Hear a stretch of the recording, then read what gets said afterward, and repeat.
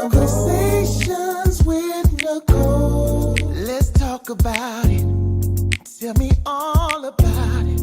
I'm here. I wanna know what's on your mind. Ooh, the world needs to hear from you, and I'm so glad to have a conversation to reach the nation. And it's all about you.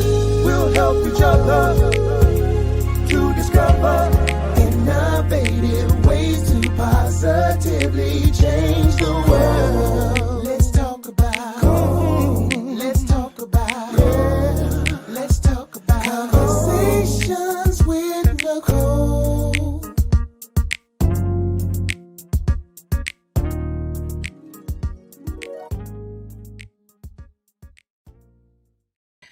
Greetings. Welcome to Conversations with Nicole. I am Nicole Everett, your host. And Conversations with Nicole is a talk show based in Tallahassee, Florida, focused on connecting the community through conversations. And today is what I call Mindset Monday, which is an opportunity for you, me, and my guests to chat about something interesting and intriguing. And today we are talking trust, not trust in terms of the characteristics, but legal trust. And so our topic is your legacy, your rules, why trust are worth the conversation. And my very special guest is attorney Juliette Betancur. And so we are super excited and delighted to have her with us today. But before I bring her on, I need to hear from you. Where are you tuning in from? We are live on Facebook, YouTube, and LinkedIn, and your comments and questions are very much so welcome. So we want to see where you are tuning in from. Let us know in the comments so we can give you a shout out. And like, share, and tag a friend and let them know they need to be on here. They will not want to miss this great conversation. So this is going to be one that you are going to be able to dispel myths, understand the different types of trust, and again, why trust are worth the conversation. So I see a few of you on, no comments yet, but I know you'll be joining us. Oh, wait a minute. There's Mom. Hey, Mom. Mom tuning in from Miami. Thank you for being here. Love you. Love you. Appreciate you so much. All right. I'm going to go ahead and share some of attorney Betancur's bio. So Juliette Betancur is the managing attorney and founder of Betancur Legal Group. Raised in a family of entrepreneurs, she learned early that the values of resilience, integrity, and service are principles that guide her legal practice. Her passion for advocacy stems from witnessing injustices in her community and desire to protect those unable to advocate for themselves. So she leads the legal group with a focus on personal injury, business law, and real estate law, combining sharp legal knowledge and genuine care. And her mission is simple yet powerful to ensure every client feels seen, protected, and supported as they secure their rights, their legacy, and their peace of mind. Y'all help me welcome attorney Juliette Betancur. Yay! Welcome. Hello. How Nice to are you? meet you. Yeah, it's good to have you. So, tell the people, who are you? Not what you do, but who are you in your own words? I would say faithful mom, gardener. I love different hobbies. Um, I'm a normal person who just loves to serve and loves to give back to the community. That's how I would describe myself. Love it. I am a gardener too. I didn't know we had that in common. Look, I only grow food, things that I can eat. So, Yes. all right, good deal. So, talk just briefly, if you don't mind, kind of how you got into the area of law. So yeah, like my bio said, I noticed just a lot of different things taking place. As I was growing up, I saw a lot of injustice. I grew up in Miami, Florida, and Mhm. so that city, what it is today is not what it was 10 years ago. And so there's been a lot of change, a lot of movement. And with change comes a lot of disruption sometimes and a lot of progress sometimes. So Mm, I saw firsthand how things change. And I saw firsthand how if you're not educated, sometimes you can get left behind. And with the advancement of technology and everything going on, I mm, think it's just as important to educate people so that way they have a fighting chance as it is to also, profit and do different things of that nature. But I do think we need to be educating each other for sure. nice, nice, nice, nice. Okay, very good. So we do have a few folks that have joined us. I want to take a moment to acknowledge them. So Rachel Favors, she said, "Hey girl, hey, this is Rachel in Tallahassee. Thank you for being here, Rachel." Roz, my classmate, thank you for being here, Roz, in Tallahassee. And my friend Latanya, who's in the Atlanta area, thank you for being here. So Mom said, "I'm glad you're discussing this subject." All right. We are too. We are. Yes. All right. So I think a good place for us to start would be just in defining what a trust is. Yeah. So the easiest way I can define it is pretty much trust. It's a tool that many people, especially the wealthy, they use this tool to help leave behind legacy for their family. And there's Mm, so many different ways you can do that. The most important part of a trust is making sure that there are assets placed into the trust. And there's mm, two different kinds of trust. There are irrevocable trusts, which mean that once you establish the trust, it's you're not able to change it. But the likelihood of you changing an irrevocable trust is much harder than you trying to change the other, which is a revocable trust. And a revocable trust is just as it sounds. You can revoke it, you can change it, you can add to it, you can change your parameters, your trustee, you can make changes to it while you're alive and while you're growing. Whatever assets you have, you can add to it.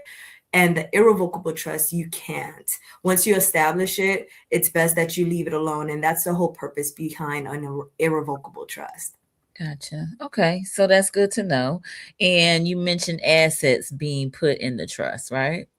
Yes, it's very important when you're structuring a trust. A trust is pretty much useless if you have nothing to put into the trust. I Okay. always say a trust is like a modern day bank account. Mm, So you have to have valuables to put into the trust in order for it to work on your behalf. So okay. some of the examples of valuables would be a car. Mm, Most times it's real estate. Sometimes it could be a life insurance policy. mm, Sometimes it could be assets. Something that most people do not consider when they're creating a trust, family heirlooms that may have value.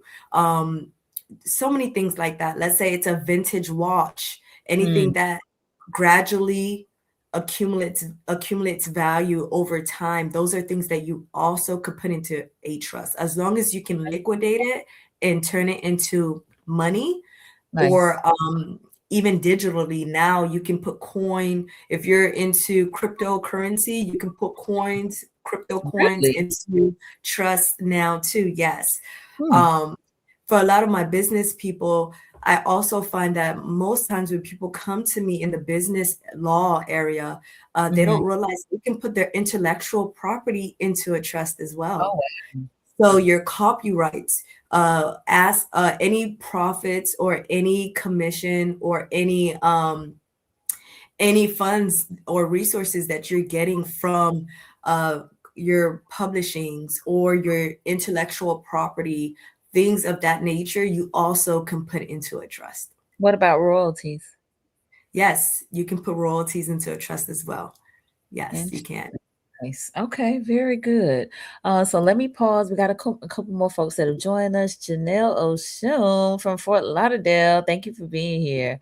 And Miss Daryl Scott here in Tallahassee. Thank you for joining us, Miss Daryl. So, wow. Some of the things that you mentioned, I definitely was not aware of. And so now I have heard people talk about trust and there being like stipulations on maybe the age of a child, or you know, a loved one, or a beneficiary having to do certain things in order to gain access to these assets or valuables. So talk a little bit about that. Yes. So pretty much whenever you write up the parameters of your trust, you Hmm. also get the option of putting in place what you would like your stipulations to be. And Okay. so, for instance, I'm going to use some of the examples you already have given us. So sometimes there is an age out clause or age out provision where your beneficiary cannot have access to any of the funds or any of the assets in the trust until they've reached 18 years old.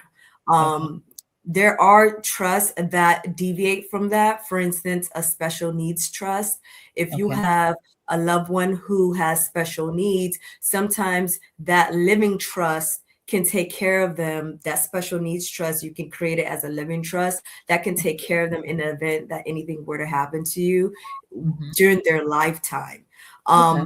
Of course, it would be managed by a trustee who would then know exactly what the terms are for your parameters and how you want to distribute those assets. So you get to work it up however you want. I do recommend to many people when you're thinking about creating your trust that you do think about different kinds of provisions, like the age provision, or even I would recommend how to fund the trust. Most times, the first generation receives their payout or their distribution from the trust, and there is nothing in there, any provisions in there that tells you how to continue to fund that trust so that way it can Mhm. last for the second generation, the third generation, the fourth generation.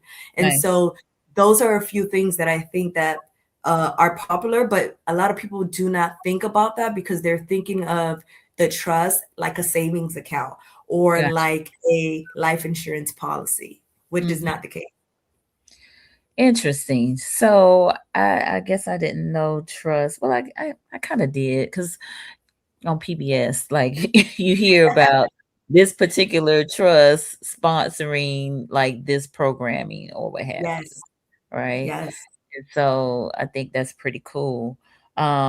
So I guess based on, well, hold on, my wheels are turning. I got so many questions. I'm gonna go back. You mentioned trustee, so talk to us about, what a trustee does and who we might consider asking to be a trustee for the trust. Okay. So the trustee is the individual who's going to manage the resources and make sure that the terms in the trust are carried out. Now, there are different states have different requirements for a trustee, meaning you have to be an adult over the age of 18. Okay. For the most part, you can be the trustee of your own trust in certain circumstances. Um, and when it comes to the qualifications for a trustee, there is a fiduciary duty that's necessary to be met. So, for example, um, I'll go along with, for instance, PBS. When you do see a lot of those different programmings, it's funded by a trust. So those trusts are for very particular missions. And so, for instance, if you have a charity that you would like the trust to continue to make contributions to over time, then you'll Mhm, put it in your trust, the language mhm. for the trustee to follow. And it's the Okay. trustee's responsibility to make sure they do their due diligence in carrying out the terms within the trust. Mm, Also, the trustee is the spokesman. So the trustee is someone who you trust. It can sometimes, in some circumstances, be a third party, okay, maybe an attorney or an accountant or someone within those professional roles. okay, Sometimes we have families who entrust older elders who entrust themselves and their trust to their eldest child or it could be anyone that you trust. Really, you designate the trustee has to meet the requirements, okay. and once the requirements are met, what happens is that trustee makes sure that they carry out your wishes within that trust. And they Mm. protect the trust and the assets within that trust from creditors and different people who might want to go after the assets in that trust. Okay. So the trustee needs to be trusted to manage the Yes. trust. Yes, and they have to be wise, because if you do have, for instance, sometimes there are trust provisions that require making sure that the trust always has assets in the trust. So what would Mhm. that look like? For instance, investing into stocks or into investments, making sure that the dividends go back into the trust. Okay. Like I said, it could be a third party individual, which Mm. means that there's always a provision that goes to discussing how to pay that trustee so that they receive a portion of the assets that's held in the trust as well. So that's a common, I guess, item in the trust that the trustee receives some compensation. Yes, it's common. Now, can they waive that option? They can waive it, but it Okay. is common that there will be a provision that says this is the manner in which this person will be paid for handling the all of the effects and handling all of the decision making of the trust. Nice, nice, nice, nice. Okay. Um, so is there like a template for trust, or is it very kind of individualized or customized depending on, are there some kind of standard components of it, I guess? Believe it or not, if you were to go to Office Depot has standard trust documents. Oh, If you want a skeleton or something to start with, I okay. always recommend kind of get your thoughts out, reach out to a family law attorney or a trust attorney, and they will iron out the smaller details. An estate planning attorney, that's essentially what they do. They help individuals put together their wills, Mhm. their power of attorneys, their different wishes when it comes time for passing on those responsibilities to their loved ones. And what Mhm. they'll do is they'll iron out all the details regarding the trust, who's the trustee, what are the assets, who are the beneficiaries, laying Mhm. those things out. Now, let's say you're a self-doer, so you're taking initiative and you want to start this on your own. I would Okay. definitely say you can always go to Office Depot. They have templates for wills and different probate type templates that you can use. Okay. That's a good start. And you want to go through it and fill out the information to the best of your ability. And you can get it notarized. You provide a copy to the person you're designating as your trustee. I will always say, make sure you have an attorney look Right. at it, because most of the time a trust will fail just because it's not put together correctly, and that's just the verbiage. Some of the Mm. things people should include, you want to designate your trustee, you want to identify the assets, and we're not just generally identifying the assets. You want to specifically identify the assets with any identifying numbers or any identifying descriptions. So for Mm. instance, if you're going to put your home into the trust as a asset, you want to Mhm. make sure you're including the official description used on the property appraiser's office Okay. um, in that So trust like the itself. parcel ID number or Exactly. mm, Exactly. You want to include the book, the page, different mhm. things like that, a Gotcha. copy of the deed. Every asset you put into the trust, you want to make sure you have all the supporting documents as well. So Okay. if it's a home, a property, you want to make sure the deed. If there's a mortgage on that home, you want to make sure the mortgage note and the promissory note and the mortgage information is also included in that trust document, so that way a person doesn't have to go searching for anything. Mhm. Sometimes one of the biggest mistakes I see is many people do not realize that in order for you to put assets into a trust, you have to make sure that every party involved is on the same accord. So Mhm. some of the issues I find is someone might say, okay, I have $1 million in a bank account, Mhm. and that is going to go into the trust. They might mention it in the trust, but they haven't communicated with the bank. And Mm. so that money never gets distributed to the trust because there's no connection between the bank account and the trust. So if you know you're rolling over any kind of retirement or a bank, um, any funds saved in a bank, or any insurance policy limits that you're rolling all over into the trust, you want to make sure you communicate to those third parties, letting them know of the trust, that it exists, and who the trustee is. So when the time comes, they could contact those individuals. And so those are some of the most important things I think you should include. Your beneficiary, you want to make sure you identify who are your beneficiaries. You want to identify their contact information, how to find them. Mm. If it's half siblings or uh, Mm. half siblings or third cousins or Mhm. extended family members, you want to make sure you identify where are these individuals, where they're located, and how to get in contact with those individuals. The Yes. rest of it really just comes down to making sure you protect it, because there are different kinds of trusts. There are some trusts where you can specifically notate the purpose of that trust and that it cannot be used for anything else.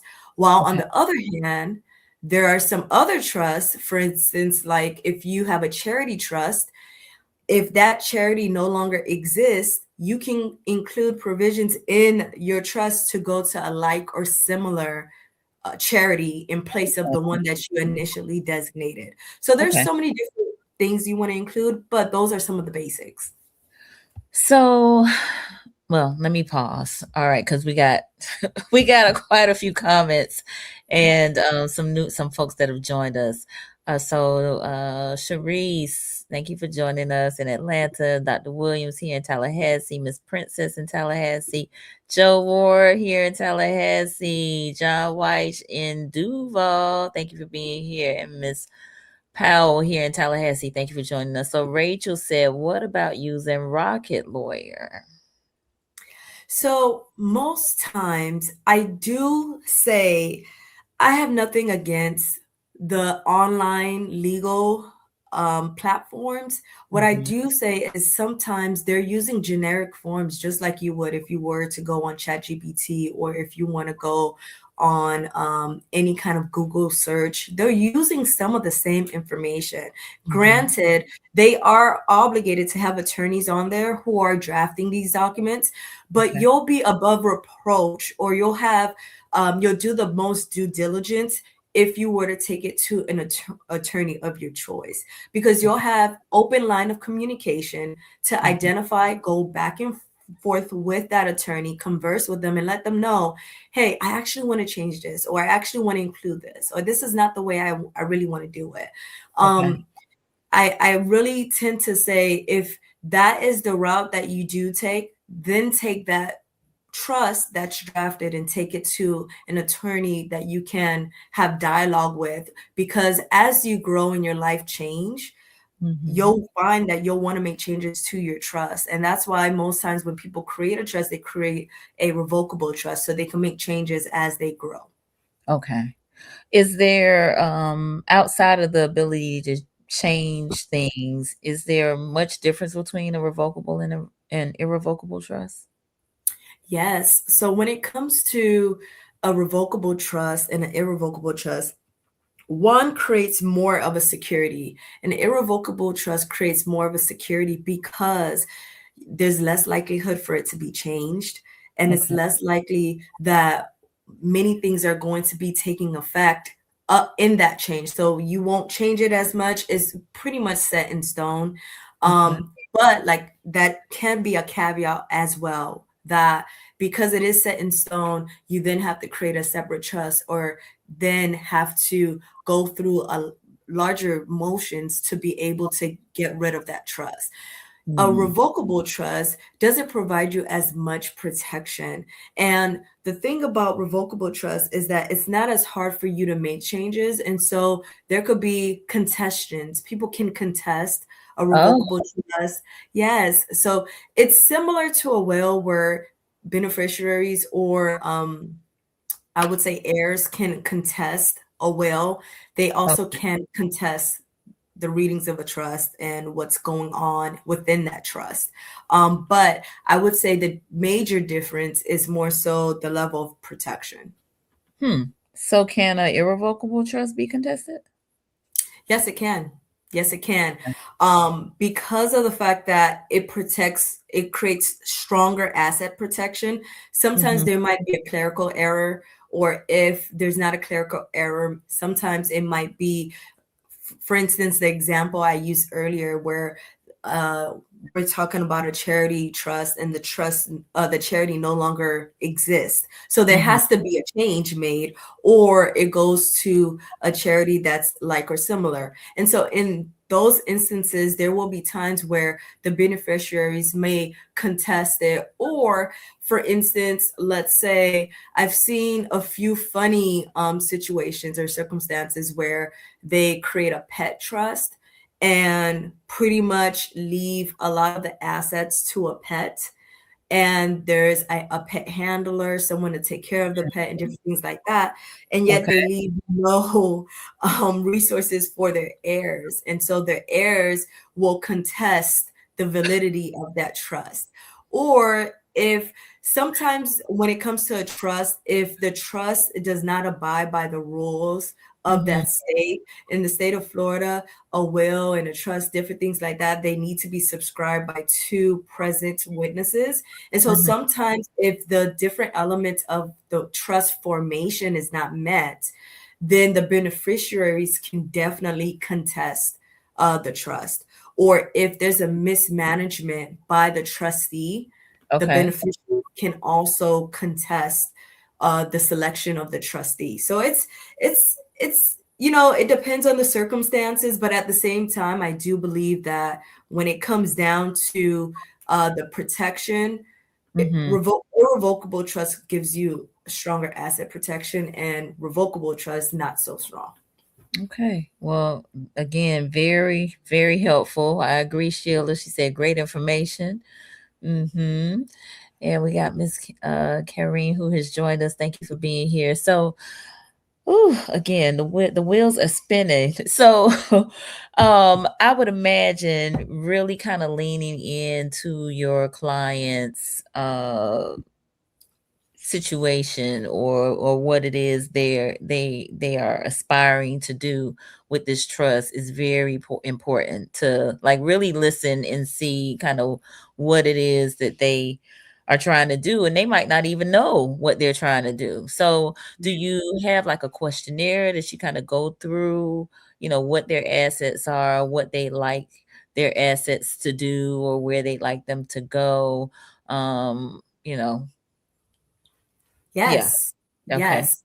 So it depends on where they're at when they come to me. So Okay. if they're solely, because I practice predominantly business law and personal injury law, I I typically work with a lot of individuals who have intellectual property, or they have assets in the form of businesses or investments that they would like to incorporate into a trust. And at that point, they typically would have already worked with me. And so I set them up from the beginning to be able to roll the assets from those ventures into a trust and build a legacy. However, if an individual is simply looking to create a trust to leave some legacy for their family, I always recommend going to an estate attorney. An estate attorney typically has a questionnaire that they fill out, which will ask you different questions to determine what are the assets and identify them, and also what is the best course of protection. And they will typically guide you step by step to figure out how to draft up that trust and how to properly identify it with the IRS. Okay. Oh, all right. So that just sparked another question. You mentioned Yes. IRS. So tell me what the IRS and their involvement is with the trust. Yes. So whenever you create a trust, you do have to create an EIN number, which is Uh, an identification number for that okay. trust. And so that's pretty much like the social security number for the trust. And so earlier when we were talking about the difference between an irrevocable trust and a revocable trust, an irrevocable trust has tax and creditor advantages. So you want to make sure you always identify your trust with the IRS. And when Okay. it comes to revocable, because they're more flexible, they don't have the same advantages as an irrevocable trust. And so you want to make sure that when you're setting up your trust, you get your EIN for your trust so that it's registered with the IRS. Okay. Great information. Didn't know that either. All right. So we are about halfway through our conversation. For those of you who are just joining us, I am on with attorney Juliette Betancur, who is here in Tallahassee, and we are talking your legacy, your rules, why trusts are worth the conversation. And boy, this has been quite the conversation. I got about a half a page of notes already here with the revocable and irrevocable assets, valuable stipulations, provisions, who should potentially be your trustee, and the other kind of mic drop is that you got to have an EIN number, which I didn't know that. So very good. And then we do have some more folks that have joined us. Attorney Felicia Thomas is here. Thank you for being here. And Miss Donda Tillman is here. Thank you for being here, Donda. All right, y'all. I told y'all you want to have your questions here. So if you have a question, Rachel had one earlier about using Rocket Lawyer, but please drop your questions in the chat. This is a great time to get those answered. So, okay, so we talk stipulations and or provisions. We talk trustee. We also talk IRS with the EIN number. Let me ask you this. So, trust can make money, right? It can. Or you Okay. could put the money from whatever venture you have into the trust. Okay. All right. And it can also be, you can also, sorry to cut you off, you can also use the resources in the trust to invest. The trustee can use it to invest into other ventures that will put more money into the trust. Okay. So I guess that would be another reason why you have to get the IRS involved, right? Because if there's some income that's being generated, are there tax implications in terms of taxes having to be paid? Yes. So it depends on what are the how the trust is being used. So there are different guidelines that indicate whether or not there are any tax incentives or how that particular trust is being used and who is taxed. And sometimes when it comes down to, for instance, creditors or IRS, it depends on what the specifics are of the trust to determine how that will have any impact when it comes to taxes. Okay, got it. All right. So Juliet needs to do something real quick, but I want to talk to the viewers. So I'm gonna remove her for one moment. All right. So listen, y'all. I hope this is benefiting you all in some way. Hopefully, I want to know who out there has a trust. Let me know in the comments. Who out there has a trust, or if you've been considering a trust, let me know. So just considering or thinking about it, and or if you have one, let me know in the comments. Now I'll tell you, I have been considering it. I did not know so many things were involved in it. All right, Lady Ward, she got a thumb up, so cool. All right, very good. But I think, man, now that I'm learning, more as it relates to this conversation, it definitely has got me thinking even more about getting my trust set up. So, all right. So several folks are saying considering, yes. And I see you, Brittany. Thank you for being here. Rosemary, valuable information. Thank you so much. All right. Miss Powell said, considering it. Donda, me, Sheila, considering. Yes, Mom, considering it for years. All right, Rachel, considering. Okay, so a number of folks are considering it. So hopefully this will, give you some motivation, inspiration to maybe move forward. All right, so I think Julia is back. Okay, very good. Okay, so a number of people in the chat said they are considering a trust. So, I Chris, do. Yes, I did want to elaborate a little bit more. So sure, go ahead. earlier, for the taxes.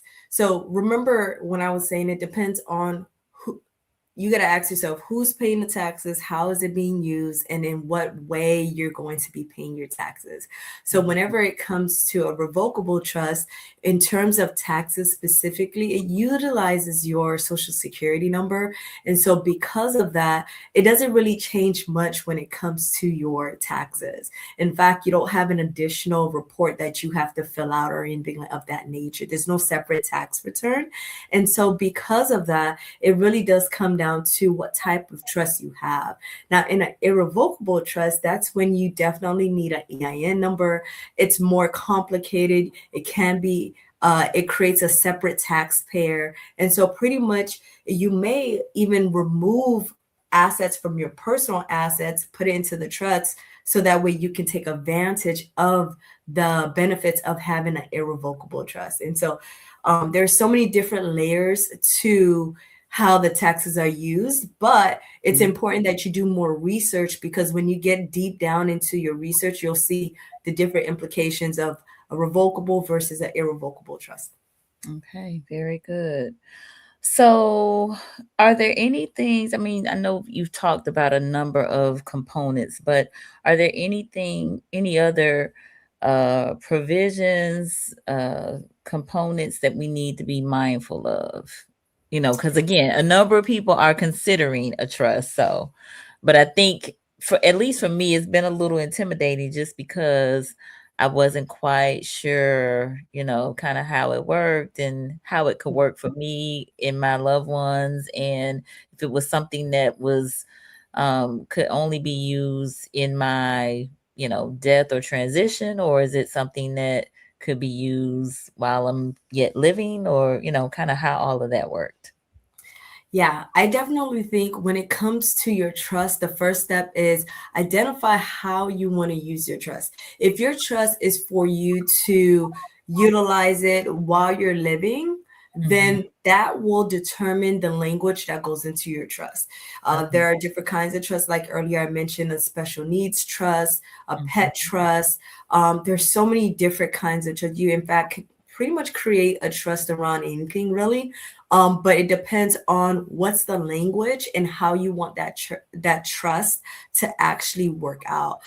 There's also the spendthrift trust. There's so many different things that you have to consider, and that's why I always tell people to reach out to an attorney. But at the more basic level, I definitely think it's important for you, once you identify what your goals are, what do you want to achieve with this trust, then Mhm. I want you to make it very simple. Most people think that trusts are only available to the wealthy, when you can actually start today. You don't have to wait for you to have tons of money in order for you to start. If you have Okay. any asset that has value, and I'm going to say it again because I know that we had some newcomers come in, different things that you can attribute value and liquidate.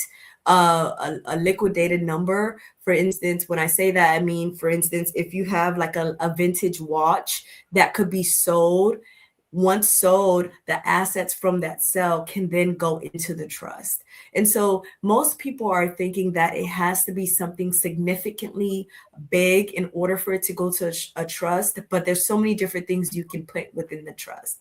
And so think about what your goals are. Think about whether you have assets to actually fund a trust.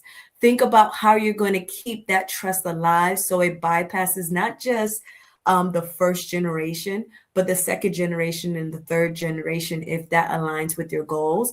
And then Mm. fourth, making sure that you have enough guidance and oversight to really see, okay, have I included everything that I want to include in here? Have I Mm. spoke us had conversation with third parties, Mm. insurance companies, banks, anyone that's supposed to transfer funds into the trust? You want to make sure you communicate with those third parties and let Mm. them know of the trust. And I think some of the myths that people think is that they think that this is something that you can only use once you are getting ready to pass away, but you Mm. can create a living trust.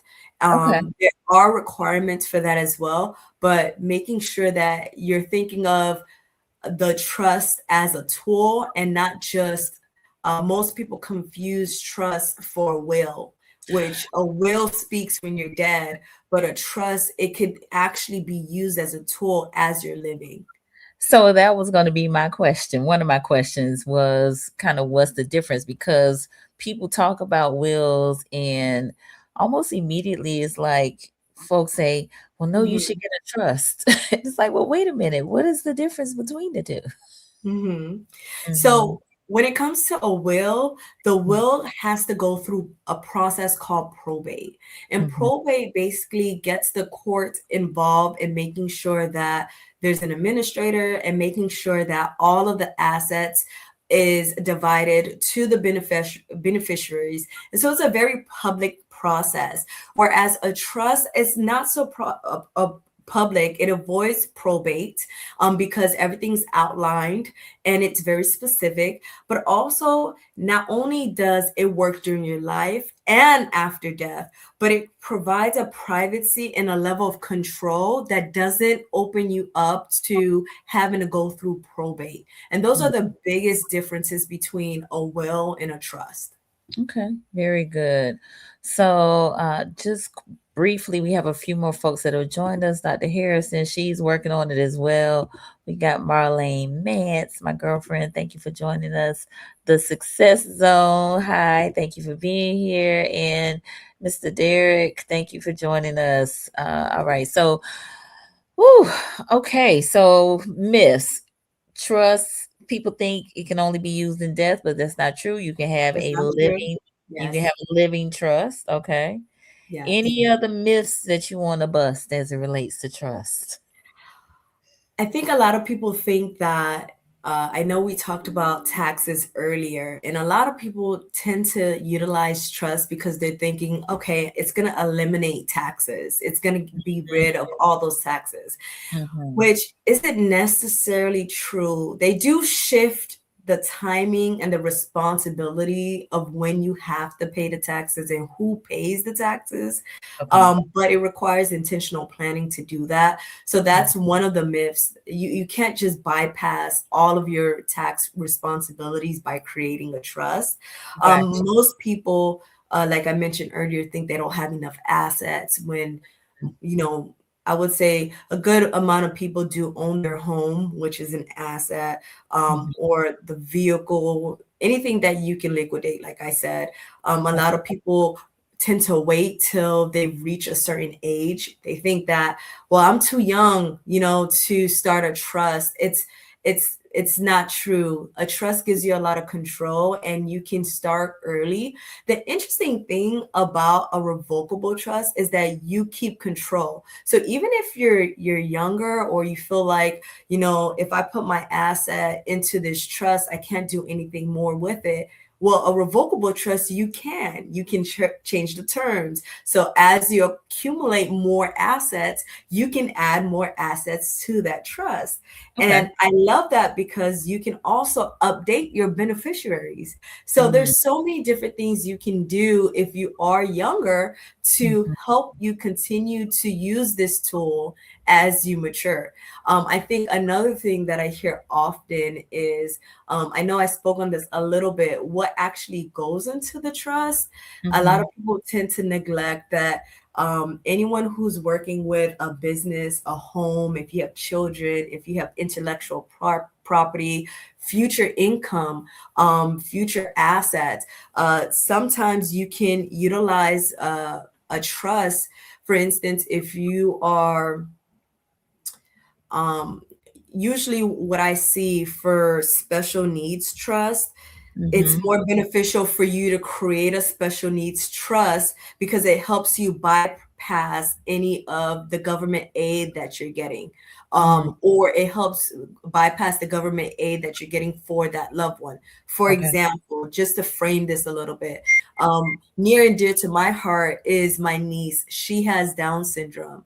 And Mm, one of the reasons why I had to really look into trust and have a good understanding is because in the event something were to happen to my sister, we needed to create an avenue for her to be protected and mhm, provided for the rest of her life. yeah. And so sometimes when you have assets that are very public, it Mhm, will disqualify you from government aid. mm, But when you are able to put that into a trust, it protects those assets as if it doesn't really exist right now. It protects it so that way it doesn't interfere with her government aid. And gotcha. so different things like that, life circumstances that are very real, it Mhm, helps you be able to prepare for those things now instead of waiting till someone passes. So those gotcha. are some of the myths. Okay, no, that's good. That's good. We got a few questions, and the success zone said, "This is Paula, Dr. Paula. Thank you for being here." Enigma Sep, I remember when Janet's Control album debut. Is it too late for me to start a trust? Never too late. Never Never too. too late. Never too late. Never Yes. too late. All right. So Dr. Paula said, "Huh? I did not know you can add over time. Wow. Yeah. Yes. Yes. A Mhm. revocable trust, you can add or remove assets. Mm-hmm. And Marlene said why isn't everything considered quote unquote outline in a will? So it depends on how many, there's so many factors when you're considering drafting a will. Most of the time, the will is focused on the distribution of assets. That's it. Okay, this person's passed. We're going to talk about how we care for our loved one once they've passed. And then we're going to talk about what do we do with all their stuff. That's Mm, typically the kind of conversation that's happening. Who right. gets what? And that's why the probate process, it could be quick or it could be very lengthy Mm, sometimes because you're trying to determine who gets what, right? But when it comes to outlining the will, it depends on how specific you are. okay. If you were to copy and paste the template from ChatGPT, you're probably not going to get something that's very detailed or outlined. Right. Sometimes with the online platforms, you probably won't get something very detailed or outlined. Mm-hmm. And another thing that keeps wills from being very outlined is we got to be real. Talking about your death is not an easy thing. We think about it conceptually, but when Right. you get to that time, like I had to plead with my parents. I'm Haitian American. I had to Yes. plead with my parents. Please, let's get this will. I've created wills for other people. I cannot have you go and not have a will for you. All the Mm-hmm. times we hear of celebrities who die without a will. So it's Yeah, not easy talking about death. That's a very uncomfortable conversation. And it so the is. reality is most people do not prepare for it because, you know, as humans, we have this sometimes we have this complex of we're inevitable. This is not something we foresee anytime soon. But the reality is the earlier you start, the more outlined in detail a will can be. But Mm-hmm. the difference between a will, I would say the biggest difference is the fact that trusts do bypass probate and wills do not. And so when you have a trust, because sometimes you can outline, you could take a trust and put it in your will. The Mm-hmm. trust is still a separate a whole separate document, but you can mention that there's an existence of a trust within your will. And then you have the trust documents, which outline in detail what that trust is, who's the trustees, and the different provisions that go into the assets that go into the trust and the different provisions in that trust.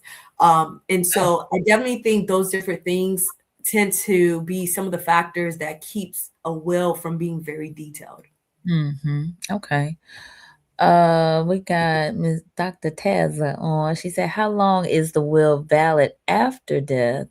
Is there a deadline on the validity of the trust?"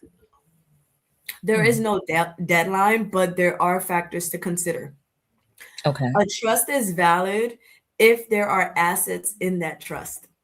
Mm-hmm. So a trust is not a trust without assets.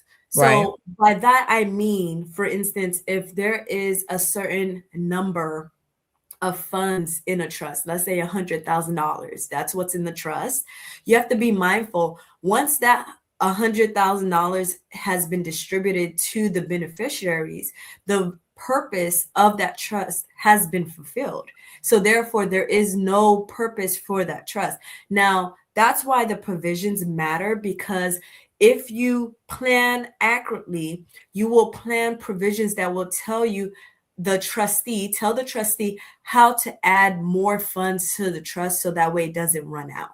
So you can do that by outlining in whether you want the trustee to invest in a business, invest in real estate, invest in stocks, to continue to invest the funds in that trust for a certain period of time, and to only distribute the assets of that trust to beneficiaries whenever certain milestones are met. And so, for instance, if I have $100,000 in my trust, I write up a provision. I give the trustee directions to invest in different assets or real estate properties that will continue to pay off the expenses of that, managing that trust and pouring into that trust. Then I create a vesting schedule of how much I should be paying out the beneficiaries over time. Then you can extend the lifetime of that trust. But it definitely does depend on if there are assets in that trust and how you have written up the language of that trust, so the trustee could continue to increase the assets in that trust. It sounds like you need a whole team on this trust piece. So serious. An attorney, probably some, that's an accountant or a financial professional, especially if you're planning on it being here for generations, right? Well, I would say if I were to start a trust today, here's how I would do it. Okay. I would definitely, you can start the bare bones with doing your own research. Information is free. There's tons of information everywhere. And YouTube does a good job of giving you visuals so you understand the concepts very clearly. Okay. So identifying what kind of trust you want, still being open to feedback from your attorney, because eventually you're going to take your document to an attorney. But what you want to do is create an inventory, something that I have my clients do all the time. Create an inventory of your assets. And I always make them identify two different types of assets that are valuable within themselves and assets that have to be liquidated, because that will determine how much work your trustee has to do. So for instance, if it's valuable within itself, for instance, cash money, right?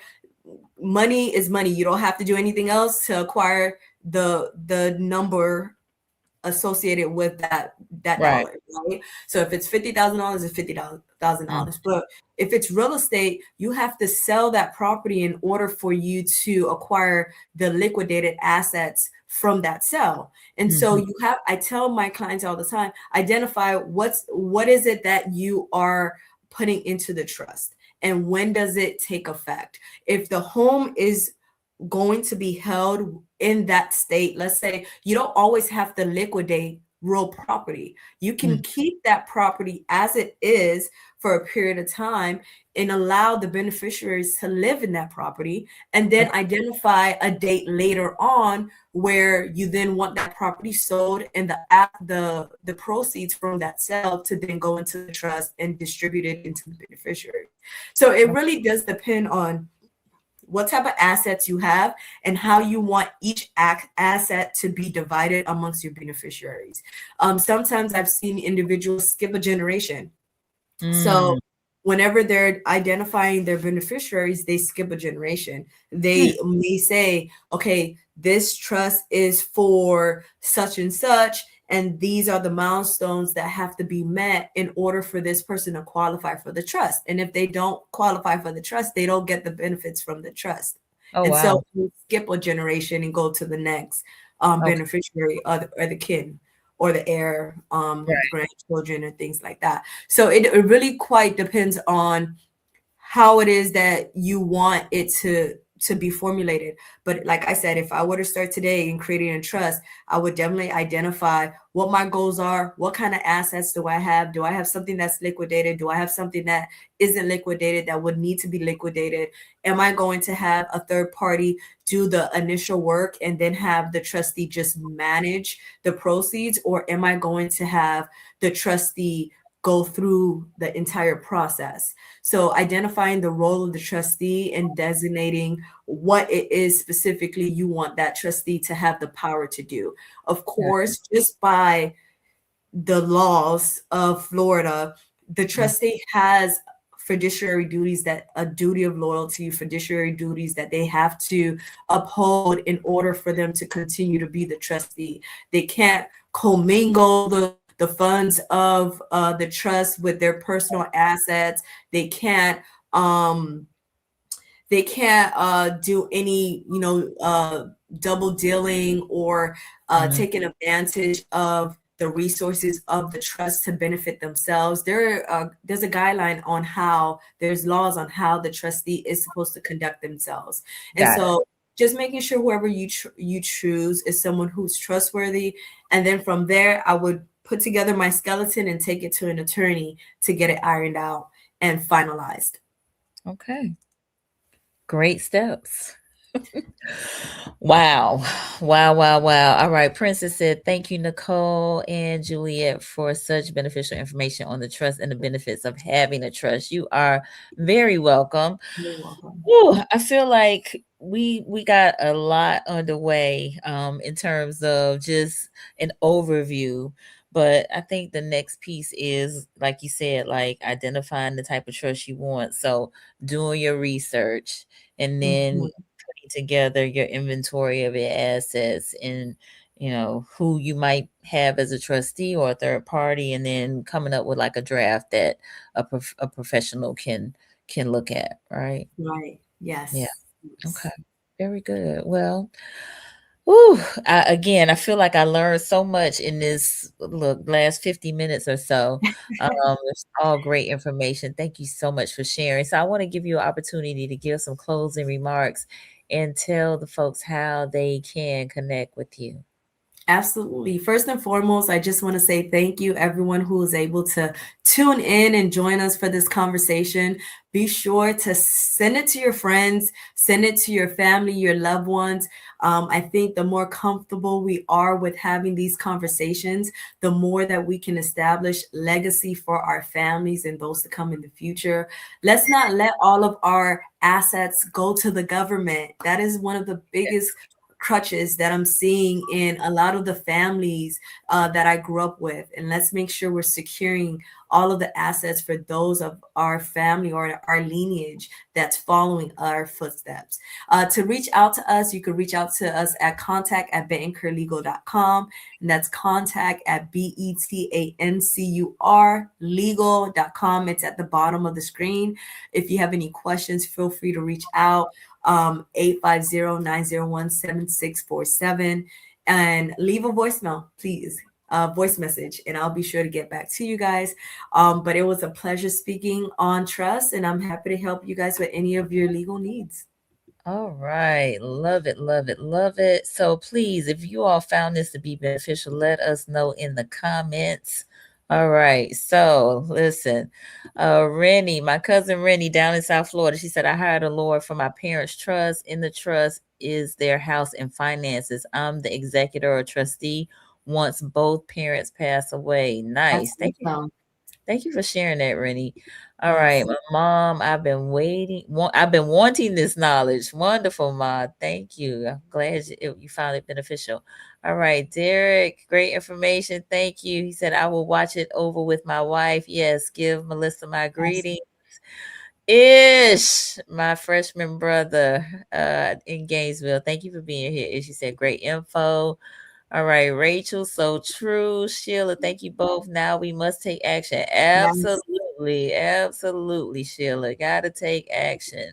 All right, Felicia, thank you, counselor. Attorney Thomas, yes. All right, Dr. Paula, thanks so much. Very helpful. Thank you, Dr. Paula. And Donda, awesome conversation. Thank you, Donda. Appreciate that so much. So, y'all, we got a lot of nuggets, a lot of gems was dropped. So let's pick up this banner and make it happen, okay? Sharice, very informative and helpful. I've shared with family and friends. There Wonderful. you go. Yes. So, like Juliet said, let's keep this conversation going, just like Sharice did. Share with family members, share with friends, share with loved ones, share with folks that you think will benefit from this type of information. For those of you who may be new to the platform, I invite you to subscribe to Conversations with Nicole. We are here Mondays and Wednesdays at 8:30 p.m. Eastern. Focus on mental health and wellness. And this is financial wellness. This is end of life wellness. This is living wellness, right? Because we're talking about these assets and how we want to preserve them and use them for the next generation and future generations to come. So definitely connect with Juliette and use her. She's here. She's in the state of Florida. She can serve the state of Florida. So definitely connect with her. All right. Right. Whew. All right. I gotta type up these notes, child. This is just I got a whole page right here of things to do. So I appreciate you so much. Thank you for having me. My pleasure. All right, y'all. Have a good evening, and we'll see y'all next time.